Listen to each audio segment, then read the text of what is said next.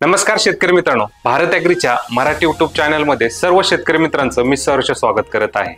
आजच्या व्हिडिओमध्ये आपण निमॅटोड म्हणजे काय, निमॅटोडचे पिकावरती कसे परिणाम होतात आणि निमॅटोडच्या कंट्रोलसाठी कोणकोणत्या पद्धतीचा आपण वापर करू शकतो या संदर्भात संपूर्ण माहिती पाहणार आहोत। त्यामुळे व्हिडिओ शेवटपर्यंत पहा आणि व्हिडिओ जर आपल्याला आवडला तर चॅनलला सबस्क्राइब करायला विसरू नका। तसं पाहायला गेलं तर शेतकरी मित्रांनो, निमॅटोड हा एक सूक्ष्मजीव आहे। ते जमिनीत आणि पिकांच्या मुळावरती आक्रमण करून पिकाचे मोठ्या प्रमाणात नुकसान करतात।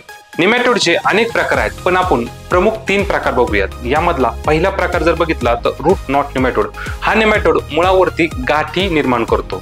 दुसरा प्रकार सिस्ट निमॅटोड। हा निमॅटोड मुळांना अन्नद्रव्याचा अडथळा निर्माण करतो। आणि तिसरा प्रकार आहे स्टबी रूट निमॅटोड। हा निमॅटोड मुळे लहान व विकृत करतो। याचा परिणाम रोखण्यासाठी आपल्याला अनेक पद्धती आहेत। जर पहिली पद्धत जर बघितली तर सेंद्रिय पद्धत। सेंद्रिय पद्धतीमध्ये आपण नीम केक किंवा वर्मी कंपोस्ट यासारख्या खतांचा वापर करून निमॅटोडचा थोड्याफार प्रमाणात परिणाम कमी करू शकतो। दुसरी पद्धत जर बघितली तर पीक व्यवस्थापन। मग यामध्ये आपल्याला आंतरपीक घ्यायचे। मग ज्वारी, बाजरी, गहू अशा पिकांची आपल्याला आंतरपीक म्हणून निवड करायची आहे।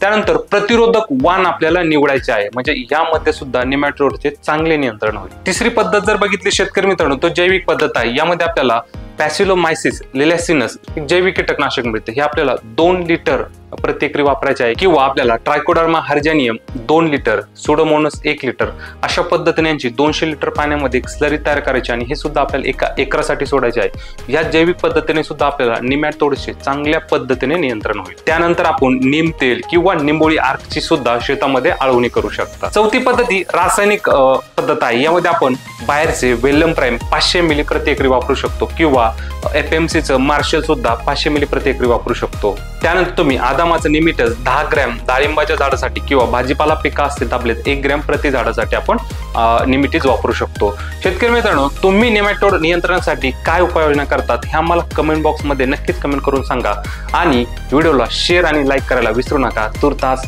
धन्यवाद।